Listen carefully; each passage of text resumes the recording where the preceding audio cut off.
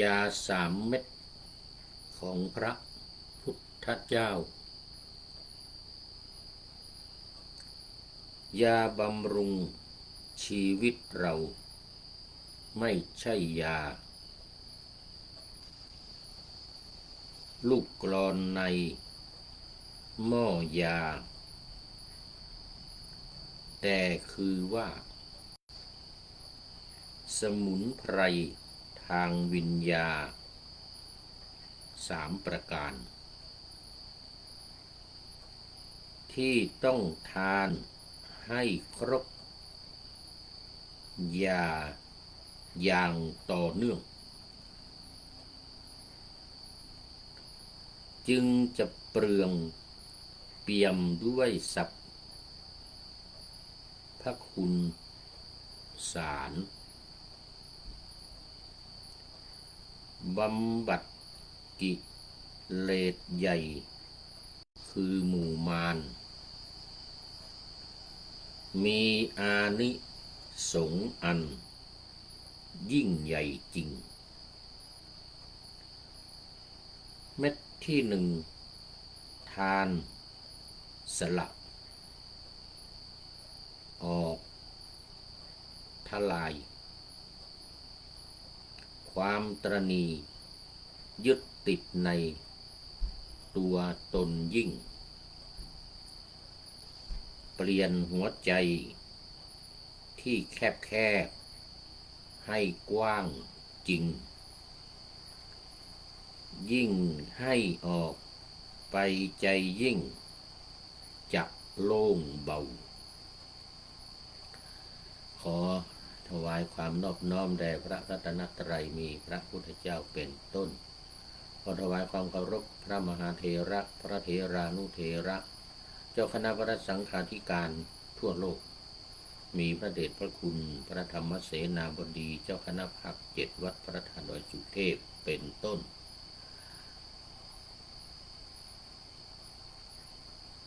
ท่านในพลเข้ามาแล้ว แล้วอำนวยพรแด่ท่านผู้ฟังท่านผู้ชมสาธุชนพุทธบริษัททั้งหลายมีท่านในพลตรีนเรศจิตรักเป็นต้น วันนี้มีเป็นต้นแล้วกราบนมัสการครับผมอาทิกัลยาณธรรมโมพินโยบุญครับอาทิกัลยาณธรรมโมมาแล้วตั้งแต่ไก่ไม่ทันโหสุริโยยังไม่จับขอบฟ้าปะหน้าธรรมาสยังไม่เสร็จ มาแล้วอาทิกัลยาณธรรมโมพินโยบุญนี่มีบุญอันยิ่งมีบุญอันยิ่งใหญ่เป็นผู้มีธรรมอันงามในเบื้องต้นได้แก่ศีลในแก่ศีลดูวันนี้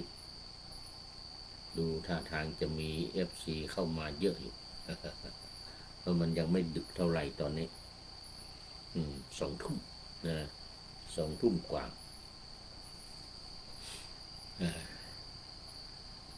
วันนี้มัวไปสถานีวิทยุวัดพระธาตุดอยสุเทพไปเตรียมการเตรียมงานว่าจะขอทางหัวหน้าสถานีท่านอาจารย์พระมหาประสิทธิ์ประสาธิโกจะไปพุทธมณฑลนครปฐมไปรับประกาศนียบัตรปรริญญาธรรม5 ประโยคนะเนื้อขอให้ไปเฝ้าสถานีตั้งแต่วันพรุ่งนี้เป็นต้นไปก็เลยไปฝึกงานวันนี้ไปดูงานแล้วก็ไปจัดรายการ1 รายการ รายการของภาคบ่ายวันนี้รายการนี่แหละนาวาวังทองเรานี่แหละนาวาวังทองเรานี่แหละไปจัด ตอนบ่ายวันนี้บ่ายโมงออกออกสดทางสถานีวิทยุจัดออกสดแล้วก็บันทึกไว้ด้วยเพราะว่าที่วัดฝ่ายหินก็จะนำไปออกต่อเวลา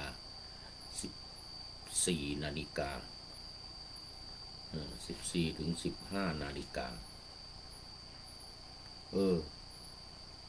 ก็ถูกละวันนี้วันเสาร์แล้ววันอาทิตย์ก็15 ถึง 16 นาฬิกาวันพรุ่งนี้15 ถึง 16 นาฬิกาก็บันทึกไว้ล่วงหน้าหน่อยวันนี้บันทึกไว้ล่วงหน้าแต่วันพรุ่งนี้มันจะมีงานเยอะไปเฝ้าสถานีต้องไปตั้งแต่4:30ตอนเช้านี่นะแล้วก็อยู่ไปจนถึง5 ทุ่มวันที่16 17 18 19วันที่19มาละวันที่19หัวหน้าสถานีจะกลับมาละ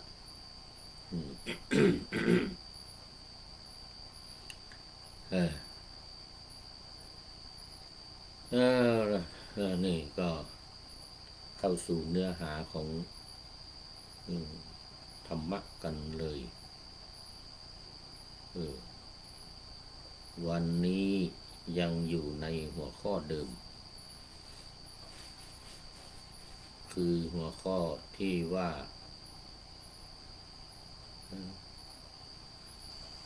คุณลักษณะของ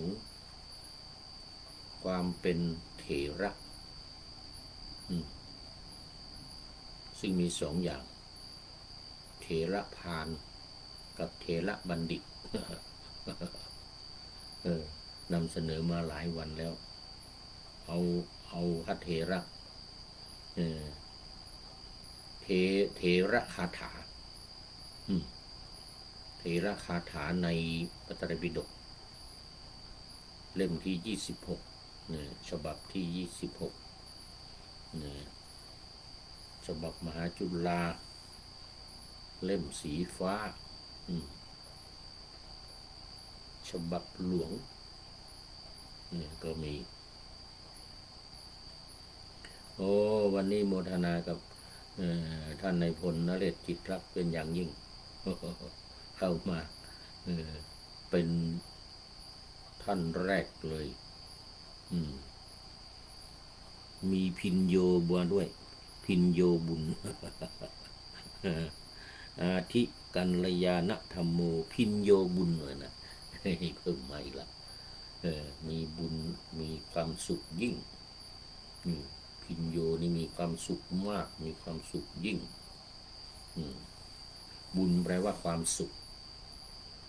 เหมือนที่พระพุทธองค์ตรัสว่าสุขัสสนามังภิกขเวว่านะบุญญานิคำว่าบุญนี่เป็นชื่อของความสุขคำว่าบุญนี่นะมันเป็นชื่อของความสุขทำอะไรที่มันเกิดบุญนะอันนั้นคือทำความสุขสร้างสุขนี่เรียกกันว่าสร้างสุขให้แก่ตัวเองเช่นการให้ทานอย่างนี้การรักษาศีลการ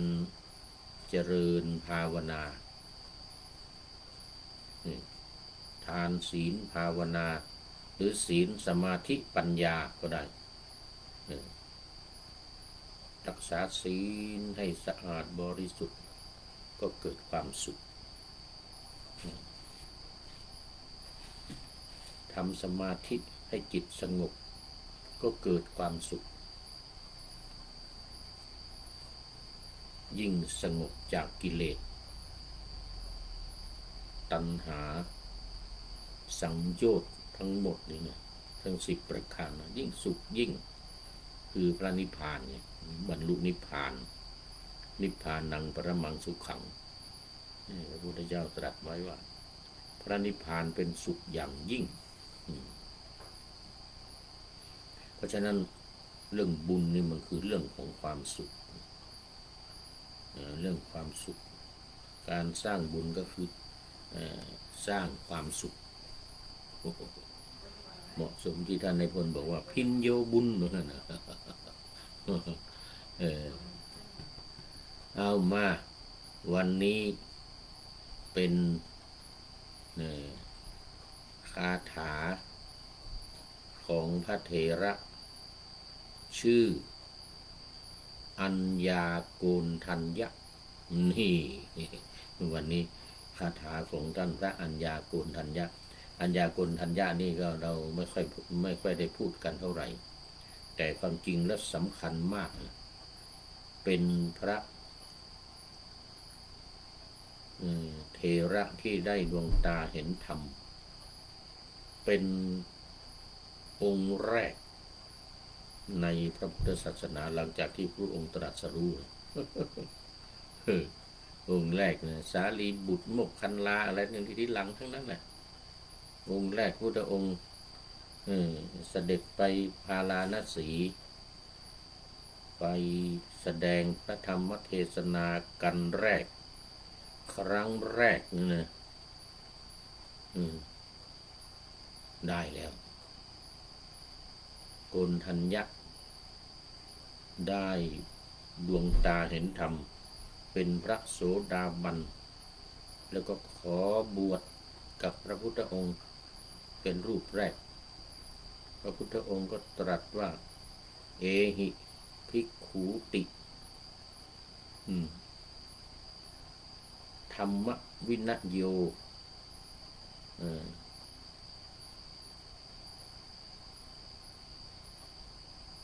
อะไรสวากขาโตอะไรลืมบาลีไปอะไรเนี่ยลืมบาลีไปแล้วพระธรรมวินัยที่เราตรัสไว้ดีแล้วไงทำที่เราตรัสไว้ดีแล้วเธอจงประพฤติเถิดอย่างเงี้ยนะประพฤติพรหมจรรย์นะเธอจงมันใช้คำรวมว่าพรหมจริยังเธอจงประพฤติพรหมจรรย์เถิดพรหมจรรย์นี่คือหมายถึงพระธรรมวินัยเนี่ยที่พระองค์ตรัสไว้แสดงไว้ดีแล้วนี่นะนั้นท่านพระโมกขันเดี๋ยวพระโกณทัญญะยังไม่มีอัญญานะตอนที่ฟังธรรมแล้วได้บรรลุเป็นโสดาบันยังไม่ได้มีคำว่าอัญญาพอพระพุทธองค์ตรัสอุทาน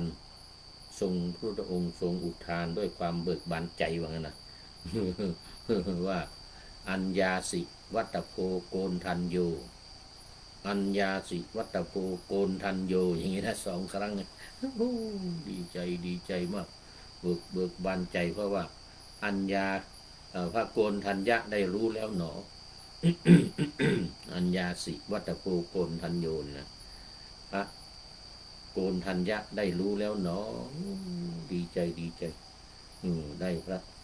โสดาบันได้พระอริยบุคคลเป็นรูปแรกขอบวชพระองค์ก็ให้บวชเลยให้บวชเลยจงเป็นภิกษุมาเถิดเลยเอหิจงมาเหมือนกันนะภิกขุจงเป็นภิกษุ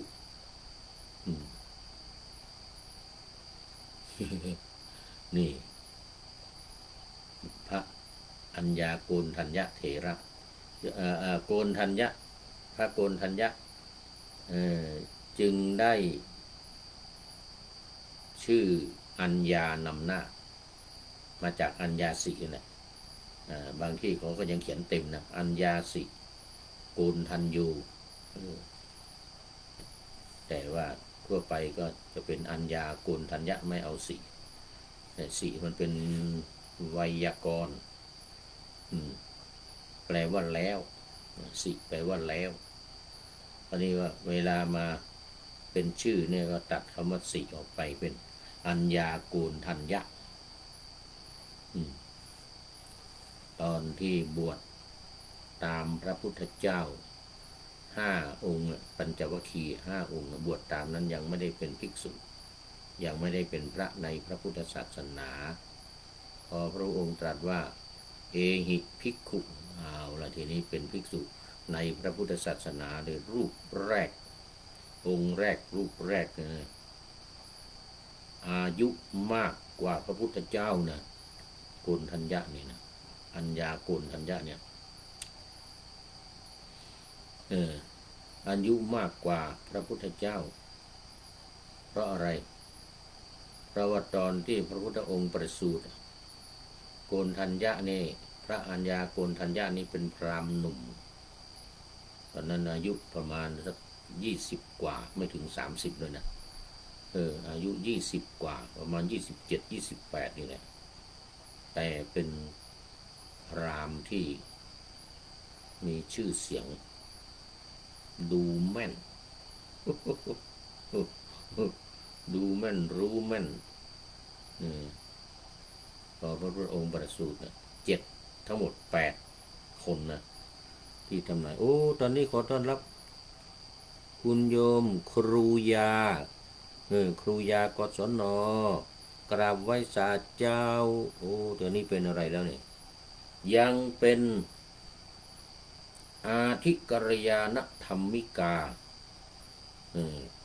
พินโยบุญ เพิ่มมาละด้านในบนเพิ่มพินโยบุญละโอ้ครูยาเป็นอาทิกัลยาณธรรมิกาพิญญาใช่ไหมผู้หญิงเป็นพิญญาบุญมั้งพินยิกาพินโยพิญญาพิญญาไม่ได้พิญญาเป็นพหูพจน์ของพินโยเดี๋ยวต้องคอยฟังท่านนายพลก่อนผู้หญิงจะเป็นอะไรพินโยบุญพินโยบุญนี่หมายถึงว่าโยเนี่ยมันมีบุญมาต่ออยู่แล้วได้พินโยบุญ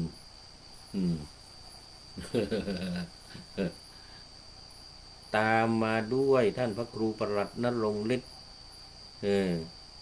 อุปลักขิโตทองแมนสาธุครับผมกราบสาธุครับว่านะครูยาบอกว่ากราบไหว้ศาลเจ้าอันนี้กราบสาธุครับ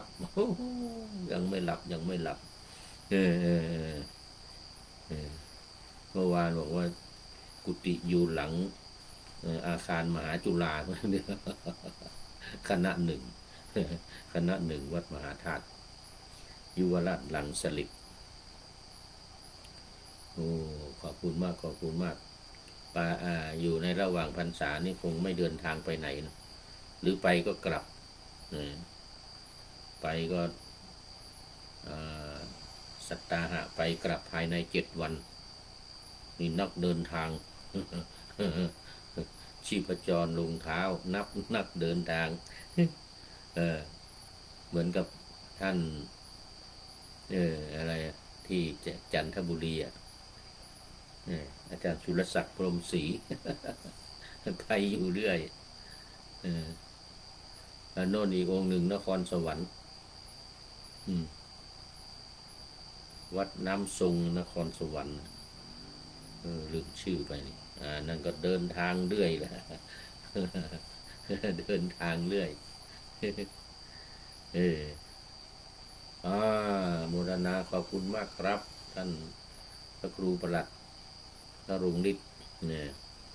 ยังเป็นอาทิกัลยาณธรรมโมว่ายังเป็นเบื้องต้นอยู่ยังเป็นเบื้องต้นนะแล้วก็พินโยบุญด้วยเด้อพินโยบุญ มีบุญมากท่านพระครูบอกว่ามีโครงการถวายความรู้คณะสงฆ์ที่จังหวัดเลยวันที่22 ถึง 23 สิงหาคมนี้ครับโอ้นั่นไม่ไปจังหวัดเลยอีกแล้วเลยมีถวายความรู้โอ้ดีมากเป็นธรรมทานเป็นทานที่ยอดเยี่ยมพระพุทธองค์ทรงยกย่อง ยิ่งกว่าทานทั้งหลายยิ่งกว่าอามิสทานทั้งหลายเป็นธรรมทานอย่างพวกเรานี่ก็มีธรรมทานนี่แหละที่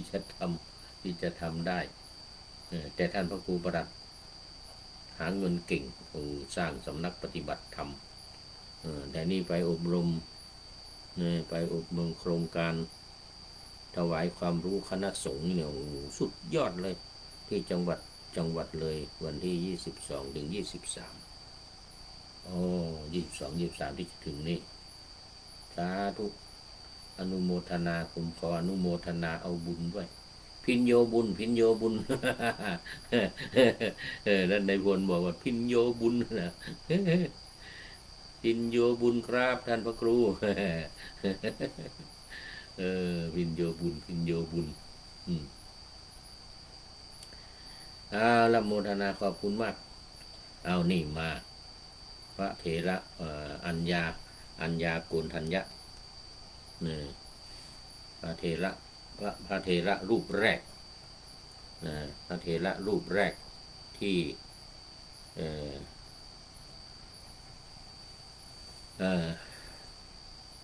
พระเถระรูปแรกที่เป็นอยู่ในเถระคาถาที่อยู่ในเถระคาถาเถระรูปแรกอันนี้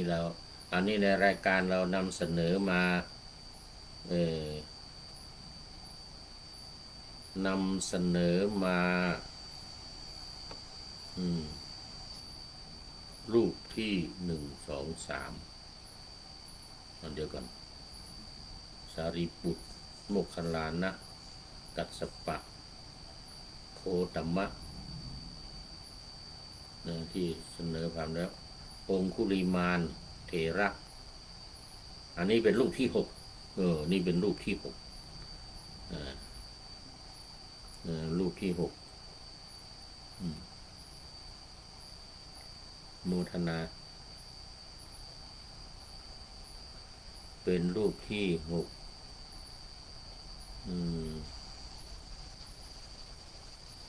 คือ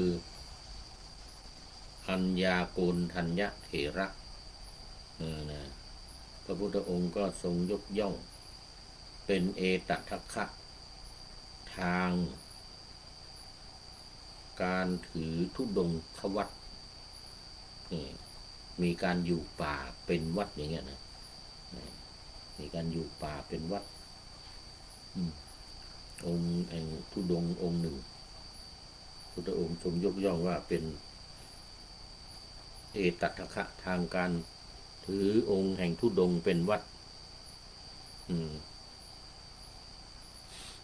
นี่แล้วก็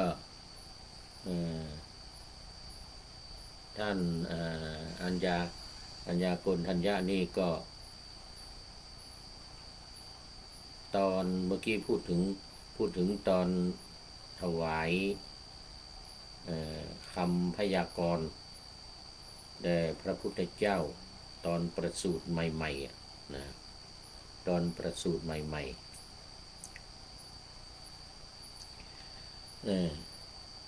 ตอนประสูติใหม่ๆ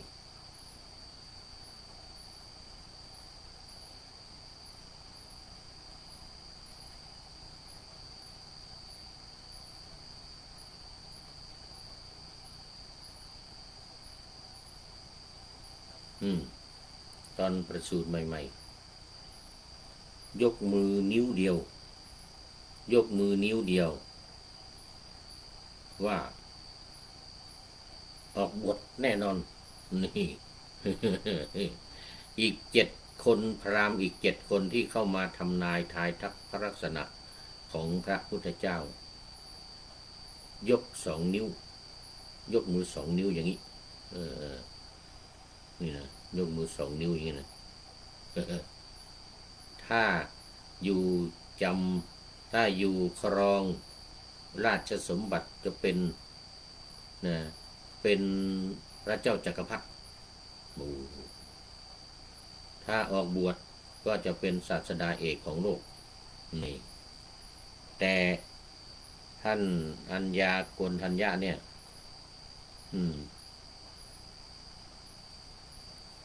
ท่านอัญญาโกณฑัญญะนี้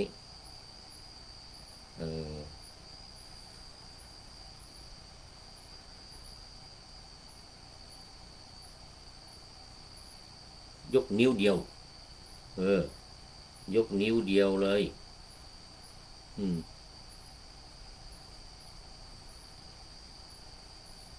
ว่าออกบวชแน่นอน ออกบวชแน่นอน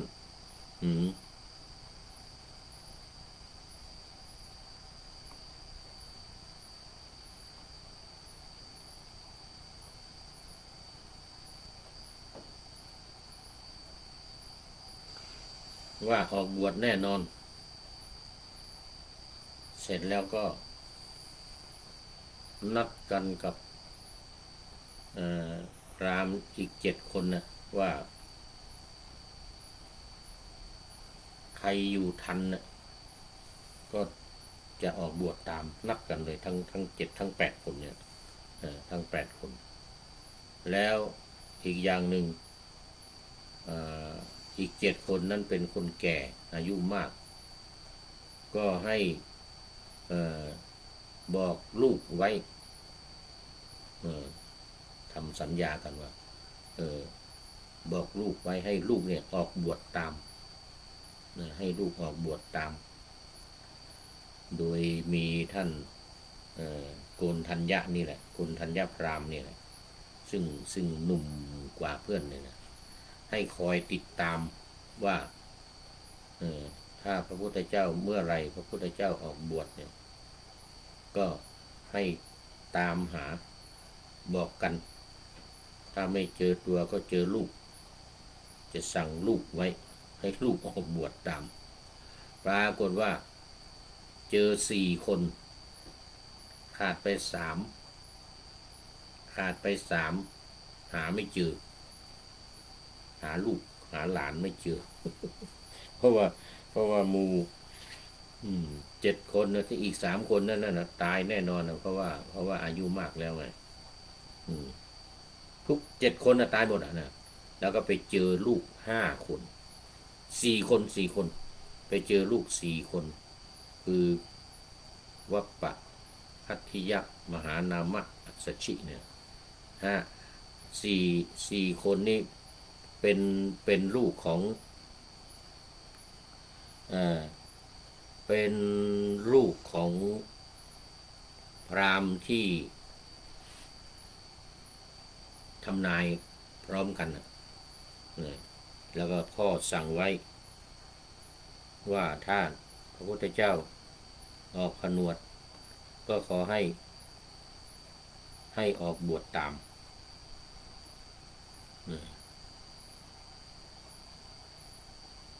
ให้ออกบวชตาม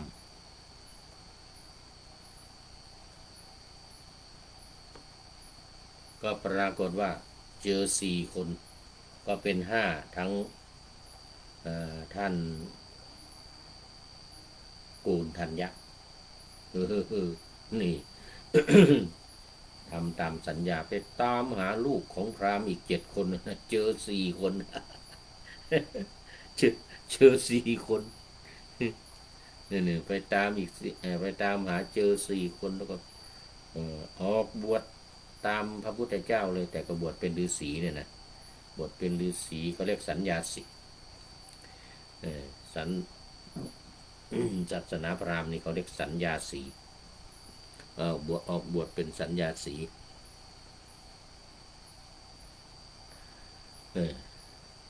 พอบวชแล้วก็ติดตามพระพุทธเจ้าตลอดอุปถัมภ์อุปถากช่วงที่พระพุทธเจ้าปฏิบัตินี่นะก็ไปพากันไปบิณฑบาตหาข้าวหาอาหารอะไรมาสัญญาสีของอินเดียแม้แต่ปัจจุบันนี้ก็เหมือนกันก็จะไปตามร้านค้าของตามในร้านตลาดทั้งหลายได้บางคนก็ให้อาหารส่วนใหญ่ให้เงินไปซื้ออาหารกิน สัญญาสีในอินเดียปัจจุบันนี่นะนักบวชที่เหมือนพระพุทธเจ้าเหมือนกับทั้ง5 องค์ปัญจวัคคีย์เนี่ยนะพอพระพุทธเจ้าแสดงธรรมเสร็จครั้งแรกได้ดวงตาเห็นธรรมก็คือได้บรรลุเป็นพระโสดาบันวันที่2แรม1 ค่ำพระวัปปะได้ดวงตาเห็นธรรมก็ขอบวชวันที่3ก็พัทธิยะชื่อพัทธิยะได้ดวงตาเห็นธรรมอีกก็ขอบวชอีกพระองค์แสดงธรรมจักรอย่างเดียวนั่นแหละธรรมจักรนั่นแหละแสดงใหม่อีกวันที่4พัทธิยะมหานามะวันที่3มหานามะได้ดวงตาเห็นธรรมแล้วก็วันแรม4 ค่ำอัสสชิได้ดวงตาเห็นธรรมรวมแล้ว5 รูปได้ดวงตาเห็นธรรมหมดตั้งแต่วันพระ15 ค่ำนะแล้วก็แรม1 ค่ำ2 ค่ำ3 ค่ำ4 ค่ำรวม5 รูปเป็นโสดาบันหมดขอบวชหมดพระองค์ตรัสเทหิภิกขุหมดเลยจงเป็นภิกษุมาเถิดวันแรม5 ค่ำพระพุทธองค์ก็จึงทรงแสดงอนัตตลักขณสูตรเป็นครั้งแรกเหมือนกันแสดงอนัตตลักขณสูตรให้กับปัญจวัคคีย์ทั้ง5ฟังเรื่องความเป็นอนัตตาเนี่ยนะไม่มีตัวตนนี่นะไม่มีตัวตนไม่ใช่ตัวตนวันแรม5 ค่ำทั้ง5 รูปก็บรรลุเป็นพระอรหันต์จากโสดาบันนะสกทาคามีอนาคามีข้ามไปเลยข้ามสกทาคามีอนาคามีไปเลยคือได้ไปพร้อมกันแล้วก็ไปอรหันต์เลยขั้นที่4สุดท้ายเลย5 รูปเป็นพระอรหันต์เลยดังนั้นเนี่ยท่านพระอัญญาโกณฑัญญะเนี่ยจึงกล่าวคาถากล่าวคาถาว่าคาถาที่1พิจารณาสังขารและความไม่เที่ยงท่านพระโกณฑัญญะนี่นะเมื่อใดพระอริยสาวกย่อมพิจารณาเห็นด้วยปัญญาว่าสังขารทั้งหลายทั้งปวงไม่เที่ยงเมื่อนั้นย่อมนายในทุกข์นั่นเป็นทางแห่งความบริสุทธิ์นี่เมื่อใดพระอริยสาวกย่อมพิจารณาเห็นด้วยปัญญาว่าสังขารทั้งหลายทั้งปวงไม่เที่ยงเมื่อนั้นย่อมนายในทุกข์นั่นเป็นทางแห่งความบริสุทธิ์นี่เป็นคาถาที่1ที่ท่านพระอัญญาโกณฑัญญเถระกล่าวหรืออุทานกล่าวเป็นคำอุทานออกมาคาถาที่2การระงับความดำริผิดคำแปลเมื่อฝนหาใหญ่ตกลงมาช่วยระงับฝุ่นธุลีที่ลมพัดให้ฟุ้งขึ้นได้ฉันใดเมื่อใดพระอริยสาวกพิจารณาเห็นด้วยปัญญาเมื่อนั้นความดำริผิดย่อมระงับไปได้ฉันนั้นนี่เพราะอะไรความดำริผิดก็คือมิจฉาสังกัปปะตอนนี้ขอต้อนรับ คุณโยมชัยสุนทรโอ้นี่จากประเทศลาวโอ้ได้ข่าวว่าตอนนี้มาทำงานอยู่ที่ชลบุรีโอ้สาธุสาธุครับผมเหมือนนะเออครับผมหลวงพ่อโอ้โอนานาโอนานาเออมาอยู่แขวงคำม่วนประเทศลาวปีที่แล้วก็มาทำงานที่เมืองไทยแล้วก็กลับไปแม่ไม่สบายกลับไปดูแลแม่เสร็จแล้วก็ตอนนี้แม่เนี่ยเสียแล้วก็เลยกลับมาทำงานที่เมืองไทยอีกไปที่ชลบุรีแล้วโอ้โมทนาโมทนาอืมใช่สุนทรมาแล้วหลวงพ่อว่างั้นนะโอ้ไม่ส่งที่อยู่ส่งที่อยู่มาให้หลวงพ่อด้วยเออส่งที่อยู่มาให้หลวงพ่อด้วยจะส่งเออสิ่งของไปให้เออเออเออเอออ่ามาส่งที่อยู่ส่งที่อยู่มาให้ด้วย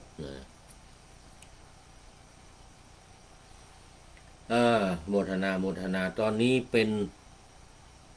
มัชเชกัลยาณธรรมโมแล้วคุณโยมชัยสุนทรเป็นมัชเชกัลยาณธรรมโมแล้วเออมัชเชกัลยาณธรรมโมคือเป็นผู้ที่มีธรรมอันงามในถ้ำกลางนะครับหลวงพ่อวนาจะทรงให้ภายหลังโอ้สาธุสาธุจะแชทไปหลังไม่โมทนาโมทนาโมทนาโมทนาหลวงพ่อพูดรายการตามปกติเลยขอบพระคุณครับงั้นนะโอ้โหตามปกติเพราะว่างานหลวงพ่อไม่มีอะไรแล้วตอนนี้มีงานอย่างเดียวนี่แหละธรรมทาน มีหน้าที่ในการแจกทานให้ทานให้ธรรมทานที่พระพุทธองค์ทรงยกย่องว่ายอดเยี่ยมยิ่งกว่าทานทั้งปวงชนะทานทั้งปวงเลยนะเอามาดูคาถาของท่านพระโกนทัญญะโอ้สองคาถานี้สุดยอดเลยนะเมื่อฝนหาใหญ่ตกลงมาช่วยระงับฝุ่นธุลีที่ลมพัดให้ฟุ้งขึ้นเลยนะให้ฟุ้งขึ้นได้ฉันใดเมื่อใดพระอริยสาวกพิจารณาเห็นด้วยปัญญาเมื่อนั้นความดำริผิดย่อมระงับไปได้ฉันนั้นดำริผิดก็คือดำริอยู่ในเรื่องของกามคุณทั้งห้าถ้าเป็นสัมมาสังกัปปะก็จะเป็นดำริออกจากกามคุณทั้งห้าอันนี้ตรงกันข้ามถ้าดำริผิดนี่ความดำริผิดนี่แต่ถ้าพิจารณาด้วยปัญญาความดำริผิดที่ว่ามิจฉาสังกัปปะนั่นนะก็จะกลายเป็นสัมมาสังกัปปะดำริชอบดำริชอบคือดำริออกจากกามกามคุณทั้งห้ารูปเสียงกลิ่นรสโผฏฐัพพะนี่นะข้อปฏิบัติและประวัติสำคัญปฐมสาวกเป็นพระภิกษุรูปแรกในพระพุทธศาสนาและเป็นองค์แรกที่ได้บวชด้วยวิธีเอหิภิกขุอุปสัมปทานี่อันนี้ประการที่หนึ่งประการที่สองเอตทัคคะได้รับการยกย่องจากพระพุทธเจ้าว่าเป็นยอดเยี่ยมในทางรัตตัญญูคือผู้รู้ราตรีนานประสบการณ์และบวชก่อนผู้อื่นรู้ราตรีนานเป็น อันนี้หมายถึงท่านพระอัญญาโกณทัญญะนะอัญญาโกณทัญญะเอตทัคคะในด้าน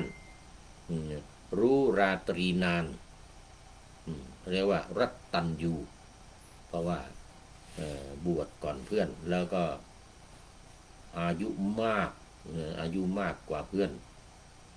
อายุมากกว่าพระพุทธเจ้าไปเกือบ30 ปีตอนที่พระพุทธเจ้าตรัสรู้นี่ก็คงจะเดี๋ยวก่อน30 บวก 35โอ้ตอนนี้คงจะประมาณ70-80เกือบ80แล้วนะ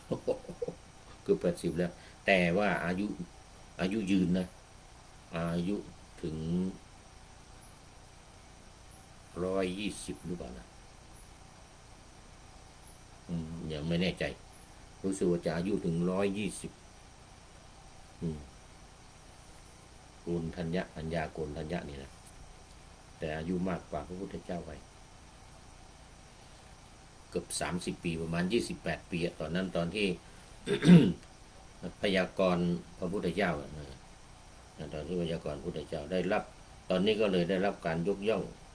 ในเอตทัคคะทางด้านรัตตัญญูคือเป็นผู้รู้ราตรีนานนะหากคุณ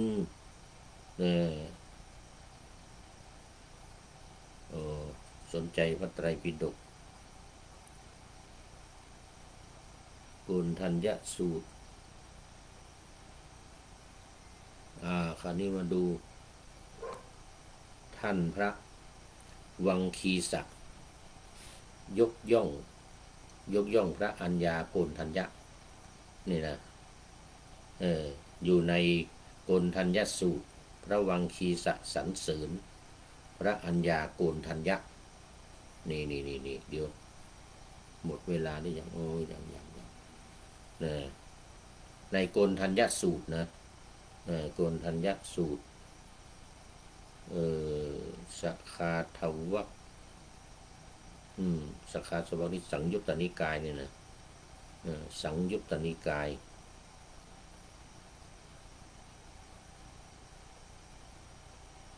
หน้า337โกณทัญญสูตรพระวังคีศักดิ์สรรเสริญพระอัญญาโกณทัญญะ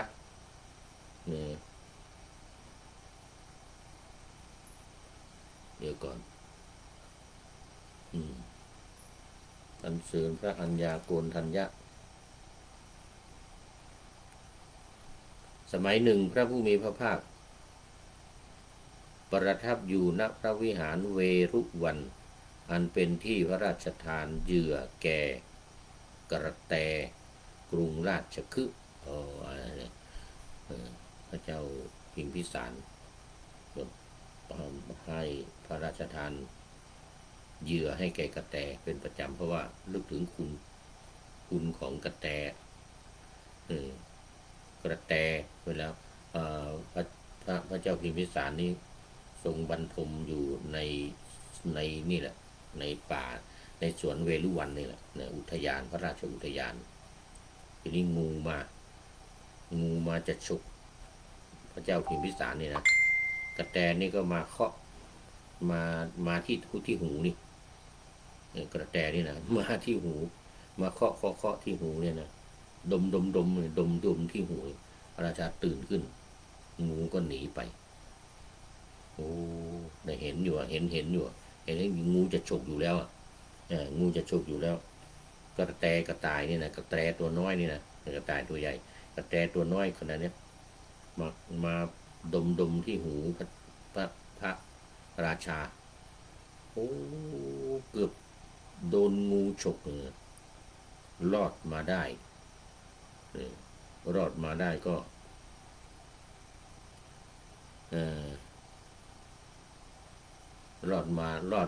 ็ตั้งแต่นั้นมาพระราชอุทยานเวรุวันนะแต่ยังตั้งแต่ยังไ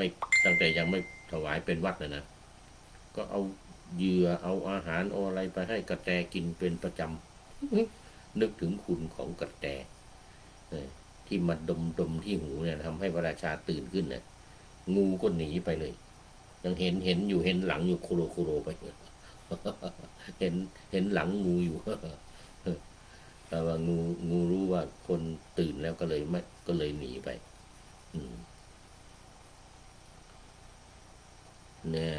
ครั้งนั้นแลท่านพระอัญญาโกณฑัญญะได้เข้าไปเฝ้า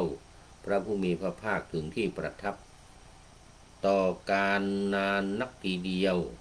ครั้นแล้วได้หมอบลงแทบพระบาททั้งสองของพระผู้มีพระภาคเจ้าด้วยเสียงกล้าวจูบพระบาททั้งสองของพระผู้มีพระภาคเจ้าด้วยปากอย่างนั้นเลยนวดพื้นด้วย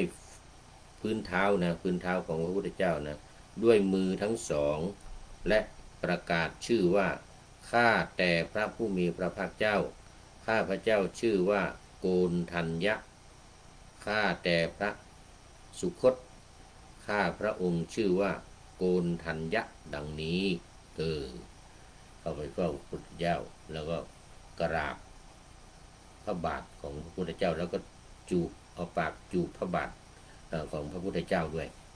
แล้วก็ประกาศขึ้นดังๆว่าข้าพเจ้าเนี่ยชื่อโกณฑัญญะชื่อโกณฑัญญะเนี่ยนะครั้งนั้นแลท่านพระวังคีสะมีความคิดดังนี้ว่าท่านพระอัญญาโกณฑัญญะนี้นานนักทีเดียวจึงได้เข้าเฝ้าพระผู้มีพระภาคเจ้าครั้นเข้าเฝ้าแล้วได้หมอบลงแทบพระบาททั้งสองของพระผู้มีพระภาคเจ้าด้วยเสียงกล้าวจูบพระบาททั้งสองของพระผู้มีพระภาคเจ้าด้วยปากนวดพื้นเท้าพื้นพระบาทของพระผู้มีพระภาคเจ้าด้วยมือทั้งสองและประกาศชื่อว่าข้าแต่พระ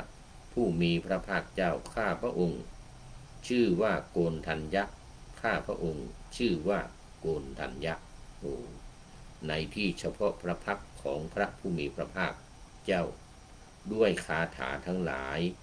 ตามสมควรทั้งนั้นแลท่านพระวังคีสะลุกขึ้นจากอาสนะแล้วประนมอัญชลี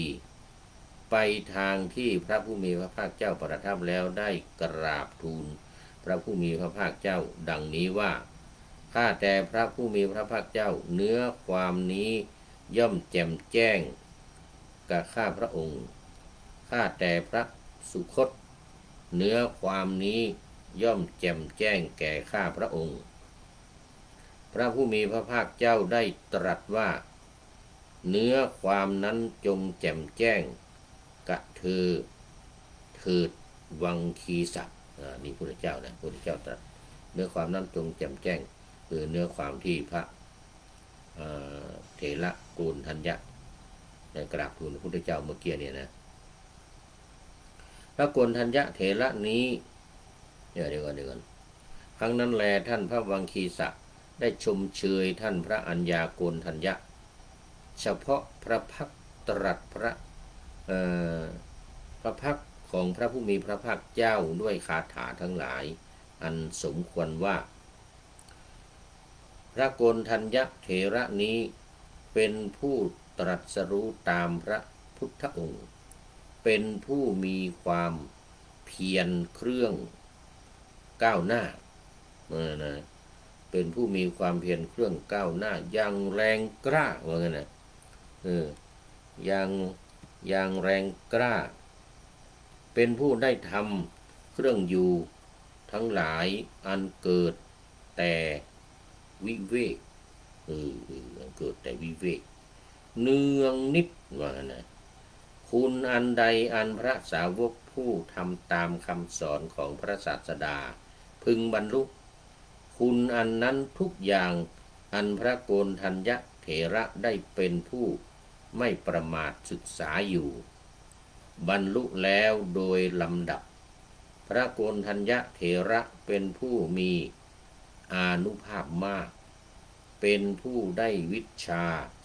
3เป็นผู้ฉลาดในเจโตปริยญาณ เป็นทายาทของพระพุทธองค์ไหว้อยู่ซึ่งพระบาททั้งสองของพระศาสดาดังนี้อันนี้เป็นคำสรรเสริญคำสรรเสริญคำอุทานต่อพระพักตร์ต่อหน้าพระพักตร์ของพระพุทธเจ้าโดยสรรเสริญยกย่องท่านพระโกณฑัญญะนะ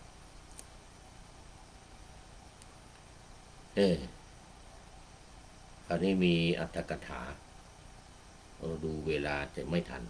อัตถกถาสูตรโกณฑัญญะนี่นะอัตถกถายาวอยู่บทว่าอัญญาโกณฑัญโญได้แก่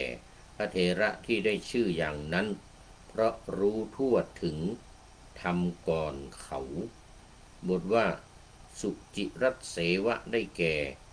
ต่อการละนานเท่าไรตลอดการประมาณ12 ปีนี้ถามว่าอยู่ในที่ไหนตอบว่าอยู่ในสถานที่อยู่แห่งพระปัจเจกพุทธเจ้าทั้งหลายใกล้สมันทากินีปุกรณี ในถิ่นข้างตระกูลช้างตระกูลฉัตรทันตะช้างตระกูลฉัตรทันตะเพราะเหตุไรเพราะเคารพในวิหารก็ท่านเป็นพระมหาสาวกผู้มีบุญพระคุณของท่านแผ่ไปในภายในเทวดาและมนุษย์ทั้งหลายในหมื่นจักรวาลเหมือนพระคุณของพระผู้มีพระภาคเจ้าเทวดาและมนุษย์ทั้งหลายไปยังสำนักของพระตถาคตกระทำการบูชาด้วยของหอมและดอกไม้เป็นต้นฉันใดคิดว่าท่านเป็นพระสาวกผู้แทงตลอดธรรมอันเลิศแล้วเข้าไปบูชาพระเถระถัดไปคือคนทั้งหลายเข้ามาเนี่ยบูชาพระพุทธเจ้าแล้วก็องค์ที่ถัดไปองค์แรกเนี่ยนะจะต้องเป็นพระอะไรเมื่อกี้เนี่ยโกณฑัญญะพระอัญญาโกณฑัญญะนี่ท่านเป็นพระสาวกผู้แทงตลอดจริงอยู่ธรรมดาผู้ที่มาสู่สำนักท่านอันท่านต้องทำธรรมกถาหรือปฏิสันฐานเห็นปานนี้ก็พระเถระเป็นผู้หนักในวิหารด้วยเหตุนั้นธรรมนั้นย่อมของท่านจึงปรากฏเป็นประหนึ่งเนิ่นช้าเพราะท่านเป็นผู้เคารพในวิหารดังว่ามานี้แลท่านจึงไปอยู่ท่านจึงไปอยู่ในป่าที่นั้นเพราะว่าท่านพระอัญญาโกณฑัญญะนี่ก็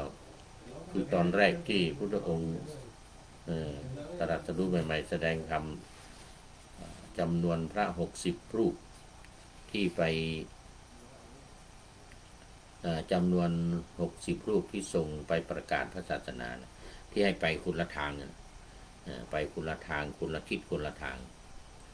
ตอนนี้พุทธองค์ประทับอยู่ที่เวฬุวันได้วัดที่พระเจ้าพิมพิสารถวายแล้วท่านพระอัญญาโกณฑัญญะนี้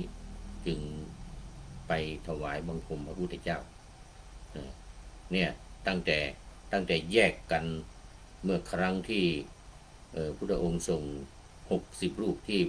ป่าอิสิปตนมฤคทายวันครั้งนั้นก็มีครั้งนี้ครั้งแรกครั้งนี้ครั้งแรกที่กลับมาตามมาพบพระพุทธเจ้าแล้วเข้าไปกราบบังคมทูลพระพุทธเจ้าแล้วจูบพระบาทของพระองค์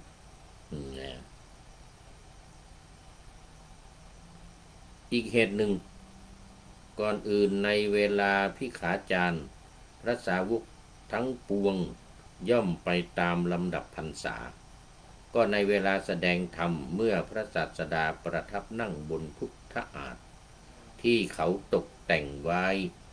ตรงกลางพระธรรมเสนาบดีนั่งณข้างพระหัตถ์เบื้องขวาก็คือพระสารีบุตรนะพระโมคคัลลานะนั่งณ